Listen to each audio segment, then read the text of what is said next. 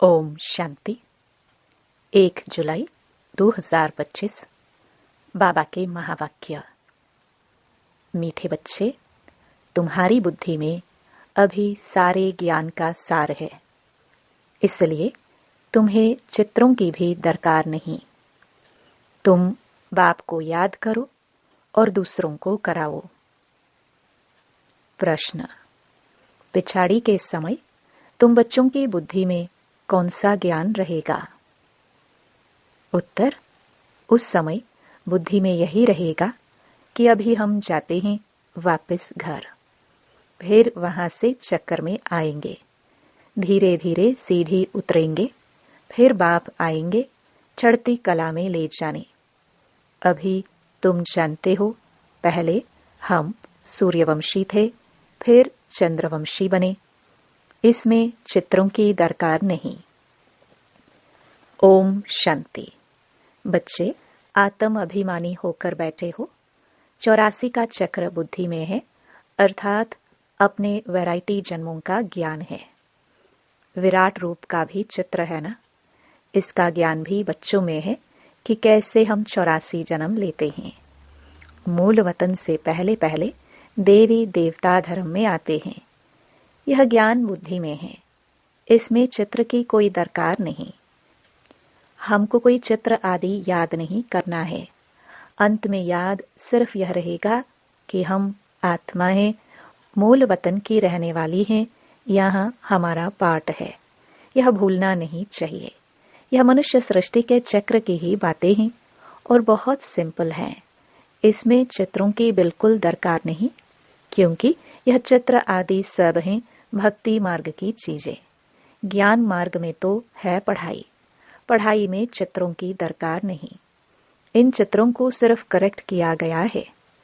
जैसे वह कहते हैं गीता का भगवान श्री कृष्ण है, हम कहते हैं शिव है। यह भी बुद्धि से समझने की बात है। बुद्धि में यह नॉलेज रहती है। हमने 84 का चक्कर लगाया है, अब हमको पवित्र बनना है। पवित्र बन फिर नए सिर चक्कर लगाएंगे। यह है सार जो बुद्धि में रखना है। जैसे बाप की बुद्धि में है वर्ल्ड की हिस्ट्री, ज्योग्राफी व 84 जन्मों का चक्र कैसे फिरता है, वैसे तुम्हारी बुद्धि में है पहले हम सूर्यवंशी फिर चंद्रवंशी बनते हैं। चित्रों की दरकार है नहीं, सिर्फ मनुष्यों को समझाने के लिए यह बनाए हैं। ज्ञान मार्ग में तो सिर्फ बाप कहते हैं मन मना भव।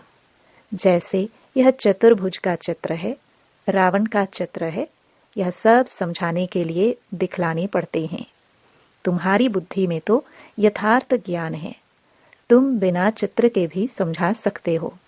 तुम्हारी बुद्धि में 84 का चक्र है। चित्रों द्वारा सिर्फ सहज करके समझाया जाता है, इनकी दरकार नहीं है। बुद्धि में है पहले हम सूर्यवंशी घराने के थे, फिर चंद्रवंशी घराने के बने। वहां बहुत सुख है, जिसको स्वर्ग कहा जाता है। यह चित्रों पर समझाते हैं। पिछाड़ी में तो बुद्धि में यह ज्ञान रहेगा। अभी हम जाते हैं वापस चक्कर लगाएंगे। सीढ़ी पर समझाया जाता है तो मनुष्यों को सहज हो जाए। तुम्हारी बुद्धि में यह भी सारा ज्ञान है कि कैसे हम सीढ़ी उतरते हैं, फिर बाप चढ़ती कला में ले जाते हैं। बाप कहते हैं मैं तुमको इन चित्रों का सार समझाता हूँ। जैसे गोला है तो उस पर समझा सकते हैं। यह 5000 वर्ष का चक्र है। अगर लाखों वर्ष होते तो संख्या कितनी बढ़ जाती। क्रिश्चियन का दिखाते हैं 2000 वर्ष, इसमें कितने मनुष्य होते हैं।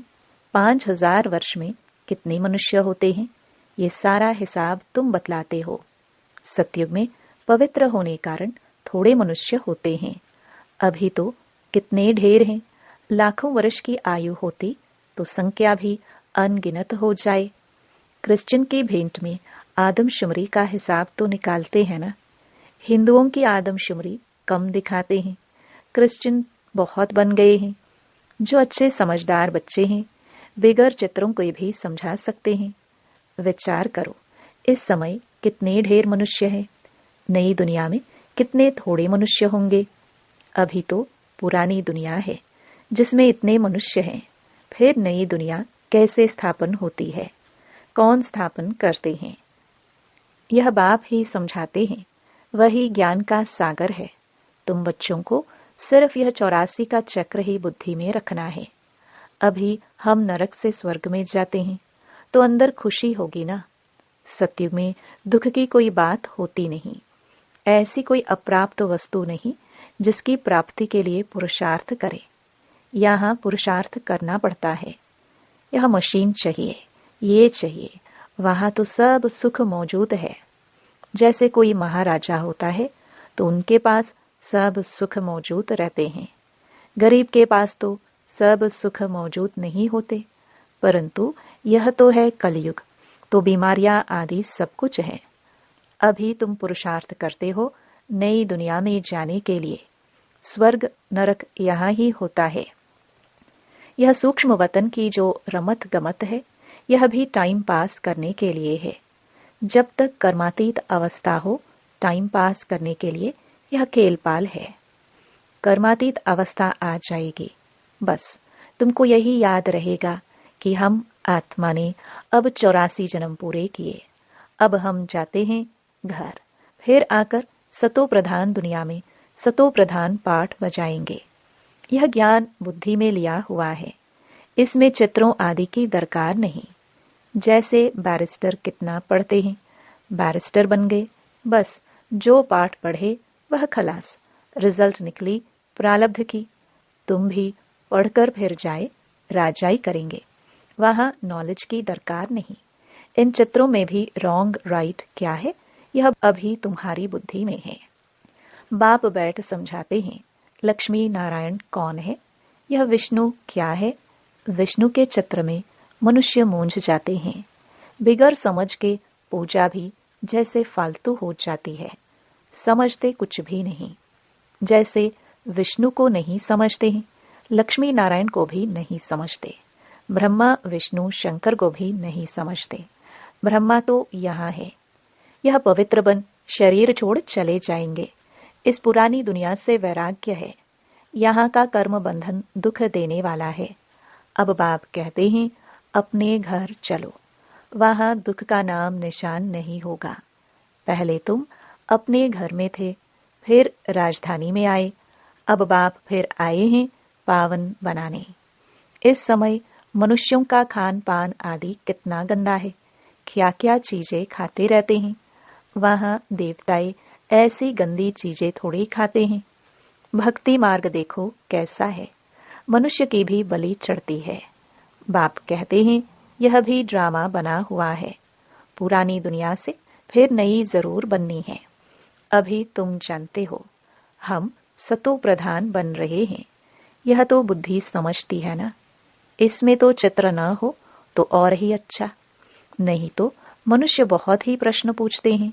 बाप ने 84 जन्मों का चक्र समझाया है। हम ऐसे सूर्यवंशी, चंद्रवंशी, वैश्यवंशी बनते हैं। इतने जन्म लेते हैं, यह बुद्धि में रखना होता है। तुम बच्चे सूक्ष्म वतन का राज भी समझते हो। ध्यान में सूक्ष्म वतन में जाते हो, परंतु इसमें न योग है न ज्ञान है। यह सिर्फ एक रस्म है। समझाया जाता है कैसे आत्मा को बुलाया जाता है। फिर जब आती है तो रोते हैं, पश्चाताप होता है। हमने बाबा का कहना नहीं माना। यह सब है बच्चों को समझाने के लिए कि पुरुषार्थ में लग पड़े, गफलत न करे। बच्चे सदा यह अटेंशन रखे कि हमें अपना टाइम सफल करना है, वेस्ट नहीं करना है। तो माया गफलत नहीं करा सकती है। बाबा भी समझाते रहते हैं बच्चे टाइम वेस्ट न करो। बहुतों को रास्ता बताने का पुरुषार्थ करो। महादानी बनो। बाप को याद करो तो विक्रम विनाश होंगे। जो भी आते हैं उनको यह समझाओ और 84 का चक्र बताओ। वर्ल्ड की हिस्ट्री ज्योग्राफी कैसे रिपीट होती है। नक्शल में सारा चक्र बुद्धि में रहना चाहिए। तुम बच्चों को खुशी रहनी चाहिए कि अभी हम इस गंदी दुनिया से छूटते हैं। मनुष्य समझते हैं स्वर्ग नरक यहाँ ही है।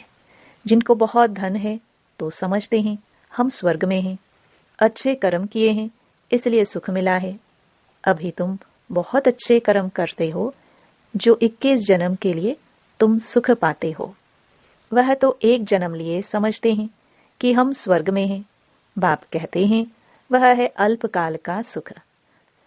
तुम्हारा है 21 जन्मों का, जिसके लिए बाप कहते हैं सभी को रास्ता बताते जाओ। बाप की याद से ही निरोगी बनेंगे और स्वर्ग के मालिक बन जाएंगे। स्वर्ग में है राजाई, उनको भी याद करो। राजाई थी, अभी नहीं है। भारत की ही बात है। बाकी तो है बाई प्लॉट्स, पिछाड़ी में सब चले जाएंगे, फिर हम आएंगे नई दुनिया में। अब इस समझाने में चित्रों की दरकार थोड़ी ही है। यह सिर्फ समझाने के लिए मूल वतन सूक्ष्म वतन दिखाते हैं, समझाया जाता है। बाकी यह तो भक्ति मार्ग वालों ने चित्र आदि बनाए हैं, तो हमको भी फिर करेक्ट कर बनाने पड़ते हैं। नहीं तो कहेंगे तुम तो नास्तिक हो, इसलिए करेक्ट कर बनाए हैं।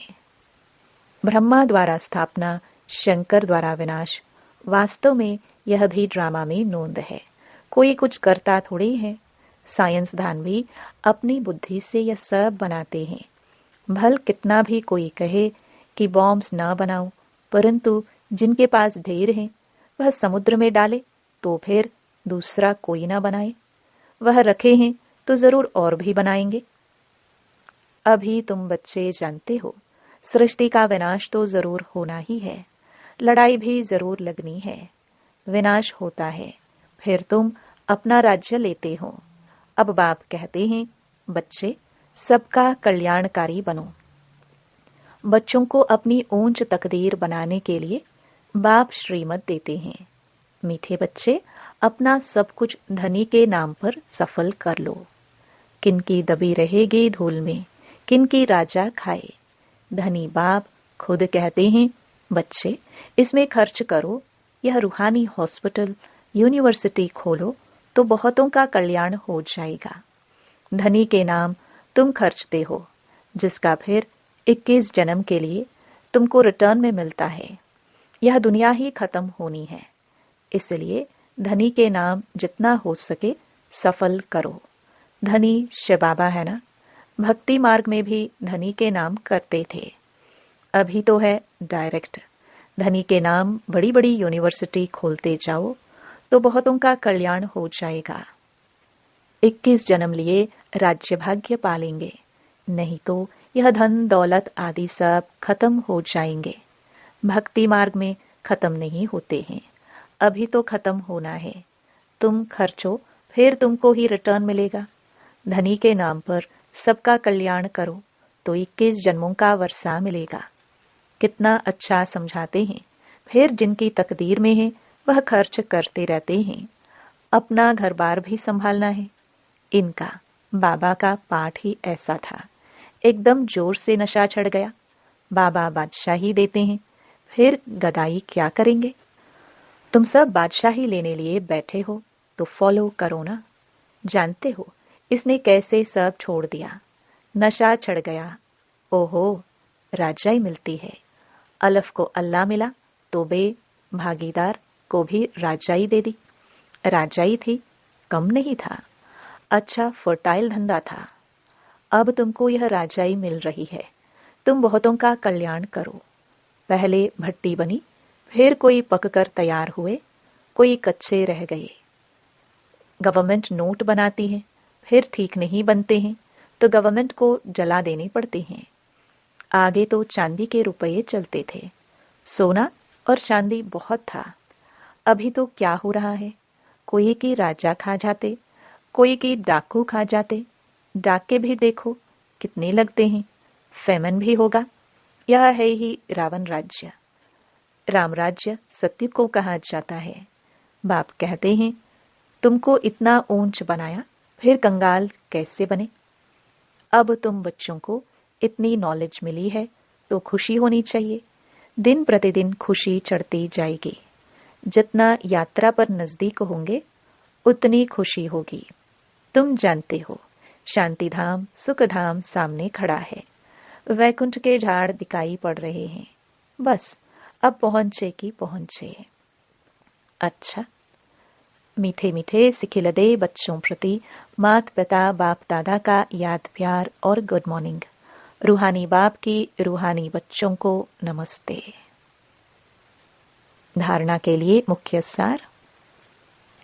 पहला, अपना टाइम सफल करने का अटेंशन रखना है। माया गफलत न करा सके, इसके लिए महादानी बन बहुतों को रास्ता बताने में बिजी रहना है। दूसरा, अपनी ऊंची तकदीर बनाने के लिए धनी के नाम पर सब कुछ सफल करना है। रूहानी यूनिवर्सिटी खोलनी है। वरदान, ऊंचे ते ऊंचे बाप को प्रत्यक्ष करने वाले शुभ और श्रेष्ठ कर्मधारी भव। जैसे राइट हैंड से सदा शुभ और श्रेष्ठ कर्म करते हैं, ऐसे आप राइट हैंड बच्चे सदा शुभ व श्रेष्ठ कर्मधारी बनो। आपका हर कर्म ऊंचे ते ऊंचे बाप को प्रत्यक्ष करने वाला हो, क्योंकि कर्म ही संकल्प व बोल को प्रत्यक्ष प्रमाण के रूप में स्पष्ट करने वाला होता है। कर्म को सभी देख सकते हैं, कर्म द्वारा अनुभव कर सकते हैं। इसलिए चाहे रूहानी दृष्टि द्वारा, चाहे अपने खुशी के रूहानियत के चेहरे द्वारा बाप को प्रत्यक्ष करो, ये भी कर्म ही है। स्लोगन। रूहानियत का अर्थ है नैनों में पवित्रता की झलक और मुख पर पवित्रता की मुस्कुराहट हो। अव्यक्त इशारे। संकल्पों की शक्ति जमा कर श्रेष्ठ सेवा के निमित्त बनो। जैसे आजकल सूर्य की शक्ति जमा कर कई कार्य सफल करते हैं, ऐसे आप संकल्प की शक्ति जमा करो तो औरों में भी बल भर सकते हो, अनेक कार्य सफल कर सकते हो। जो हिम्मतहीन हैं, उन्हें वाणी के साथ साथ श्रेष्ठ संकल्प की सूक्ष्म शक्ति से हिम्मतवान बनाना, यही वर्तमान समय की आवश्यकता है। ओम शांति।